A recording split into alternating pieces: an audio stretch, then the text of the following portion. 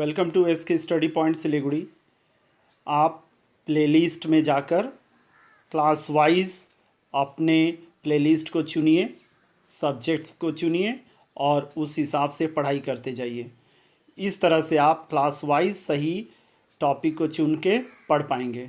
Thank you very much. इसके study point को अभी तक सब्सक्राइब नहीं किए हैं तो जल्दी से सब्सक्राइब कर दीजिए और लाइक और शेयर बटन को भी दबा दीजिए। क्वेश्चन नंबर 1 को देख रहे हैं जिसमें 2 MCQ दिया गया है और सही को चुनना है। इसी तरह से क्वेश्चन नंबर 2 में फिल इन द ब्लैंक्स है। इसके स्टडी पॉइंट सिलीगुड़ी में आपका स्वागत है। इस वीडियो में हम लोग क्लास 8 का model activity task 2020 mathematics part 2 को देखने जा रहे हैं। जी हाँ, मैथमेटिक्स का पार्ट 2 या फेज़ 2 का मॉडल एक्टिविटी टास्क को सॉल्व करने जा रहे हैं। अभी तक आप इसके स्टडी पॉइंट सिलीगुड़ी को सब्सक्राइब नहीं किए हैं तो तुरंत सब्सक्राइब कर दीजिए और लाइक और शेयर ज़रूर कीजिए। बेल आइकन को भी हिट कर दीजिए ताकि नोटिफिकेशन आपको मिलता रहे जब भी न्यू वीडियो को अपलोड किया जाए। तो चलिए क्वेश्चन नंबर 1 को देखते हैं। क्वेश्चन नंबर 1 आप देखिए, आपके पास MCQ के रूप में दिया गया है। नंबर 1 में दिया है 2/5 3/7, ये 2 हैं परिमेय संख्याएं हैं और इनके बीच में उपस्थित परिमेय संख्याओं को ज्ञात करना है। तो आप जब कैलकुलेशंस कीजिएगा या नहीं कीजिएगा, ये अंडरस्टूड है कि 2 परिमेय संख्याओं के बीच में असंख्य परिमेय संख्याएं होंगी, इसलिए आपको बिना सोचे ही किसको क्लिक करना है, असंख्य संख्या लिखना है और यहाँ पर इसको लिखकर टिक कर देना है। ठीक है। फिर नंबर 2 जो है उसमें बोला गया परस्पर संपूरक कोण।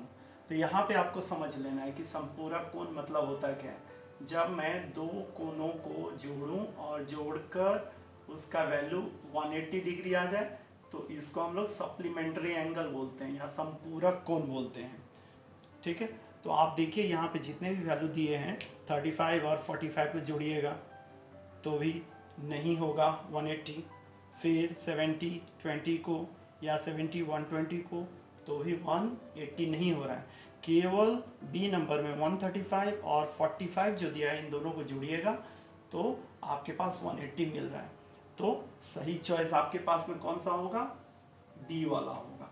ठीक है, 135 एंड 45 डिग्री। क्वेश्चन नंबर 2 में रिक्त स्थान की पूर्ति करने के लिए कहा गया है। इसमें एक्चुअली एक ही क्वेश्चन दिया गया है तो रोमन 1 या रोमन 2 लिखने की ज़रूरत ही नहीं है। ये एक्चुअली टाइपिंग प्रॉब्लम हो गया है क्वेश्चन में। तो आप जो क्वेश्चन दिया है उसमें जो फिल इन द ब्लैंक्स जिस शब्द से कीजिएगा वह है समानुपाती। समानुपाती लिख दीजिएगा, आपका answer fill in the blanks के द्वारा हो गया। क्वेश्चन नंबर 3 में आपके पास भाजक दिया हुआ है, भागफल दिया हुआ है और हिंदी में हम लोग शेषफल बोलते हैं, बहुत बार भागशेष भी बोलते हैं, तो बंगाली वर्ड है, आप लिख सकते हैं। तो इतना दिया है तो भाज्य निकालना है।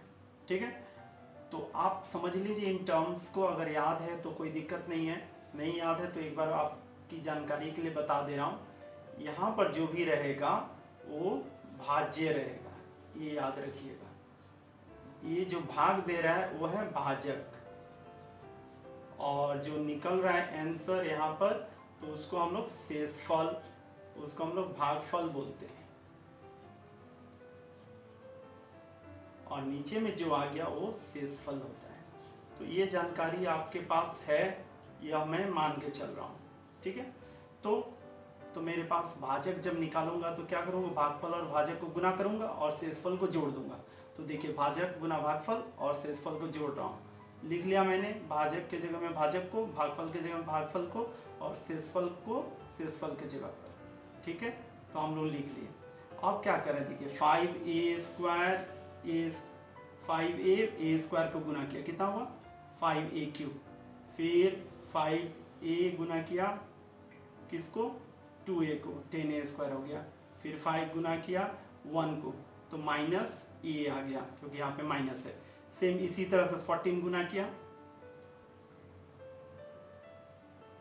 ठीक है, 14 गुना किया, यहाँ पे 14a², 14 2 सा 28, ये देखिए माइनस था इसीलिए प्लस माइनस माइनस हो गया, फिर माइनस माइनस प्लस, फिर 14 हो गया, यह ज्यूम करती हूँ। अब इसके बाद में आप जोड़ घटाव जो करना होता है उसको देखेंगे। देखिए यहाँ पे a² यहाँ पर है, a² यहाँ पर है और a² नहीं है, तो देखिए 10 में से 14 गया तो -4 हो गया a²। अब देखिए a वाला देखिए इसको और इसको, ये दोनों माइनस माइनस है ना, तो 33 हो गया। 33 में से देखिए 35 में से 33 गया तो 2, तो प्लस में आ गया। फिर यहाँ पे देखिए 14 में से 3 गया तो -3 आ गया। तो इस तरह से हम लोग क्वेश्चन नंबर 3 को सॉल्व कर लेते हैं। अभी तक आप इसके स्टडी पॉइंट को सब्सक्राइब नहीं किए हैं तो तुरंत सब्सक्राइब कर दीजिए, क्योंकि इससे हम लोगों को आपका सपोर्ट मिलता है और आपके सपोर्ट से ही और अच्छा काम करने के लिए मदद मिलता है। कमेंट जरूर कीजिएगा क्योंकि फीडबैक बहुत ज़रूरी होता है। क्वेश्चन नंबर 4 को देखिए। क्वेश्चन नंबर 4 पाई चार्ट पे आधारित क्वेश्चन है। आपके पास दिया हुआ क्वेश्चन है जिसमें सामग्री दिया हुआ है और उनके मूल्य दिया गया है। आप इन 4 पदार्थों को, इन 4 सामग्री को लेकर आपके पास एक पाई चार्ट तैयार हो जाना है और उस पाई चार्ट में साधारण पाव रोटी, स्लाइस पाव रोटी, केक और बिस्किट को दिखाना है पाई चार्ट में। तो चलिए शुरू करते हैं।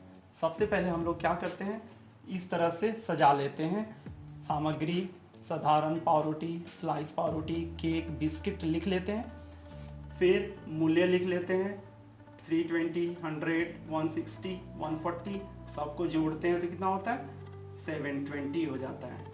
अब इनकी मदद से, ये मेरे पास रॉ मटेरियल है, इसकी मदद से मैं केंद्रीय मान निकालूंगा और उसके बाद मैं यहाँ पर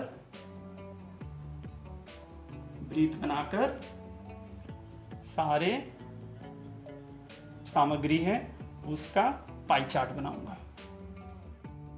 देख लीजिए आप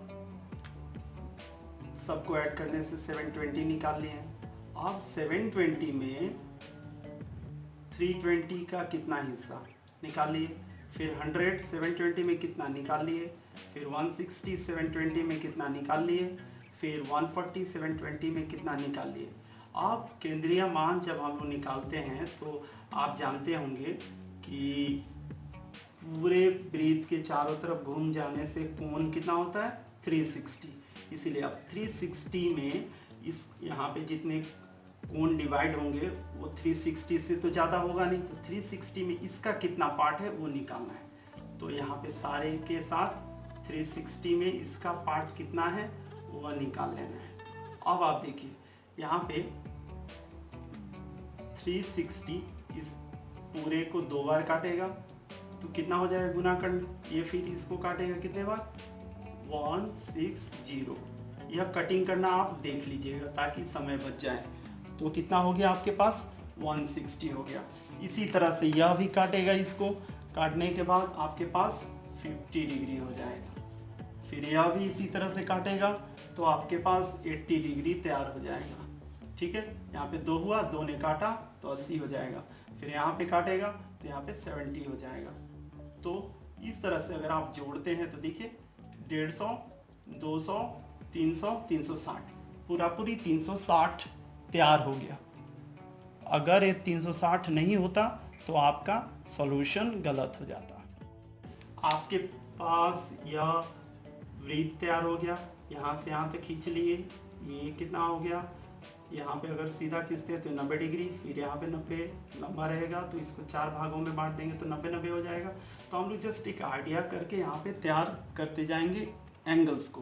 तो देखिए यहाँ पे 90 हो रहा है तो मैं अगर ऐसे करके थोड़ा सा टेढ़ा कर दूँ तो ये कितना हो जाएगा 80 डिग्री के करीब करीब आ जाएगा। ठीक है, 80 डिग्री यह हो गया। तो फिर उसी तरह से मैं यहाँ से 70 तैयार कर लेता हूँ। ठीक, ये देखिए 70 डिग्री।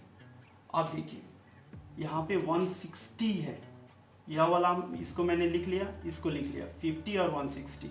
आप देखिए यहाँ से अगर पूरा मैं खींचता हूँ पूरा सीधा तो मेरा कितना हो जाएगा 180, तो 60 लेना है तो थोड़ा सा ही कम होगा ही होगा, है ना।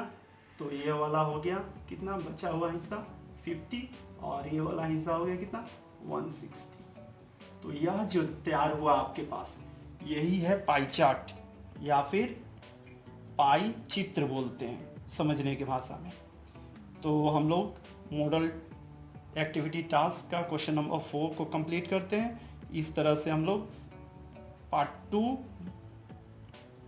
मैथ्स क्लास 8 का चारों क्वेश्चन को कंप्लीट करके मॉडल एक्टिविटी टास्क पार्ट 2 को कंप्लीट करते हैं।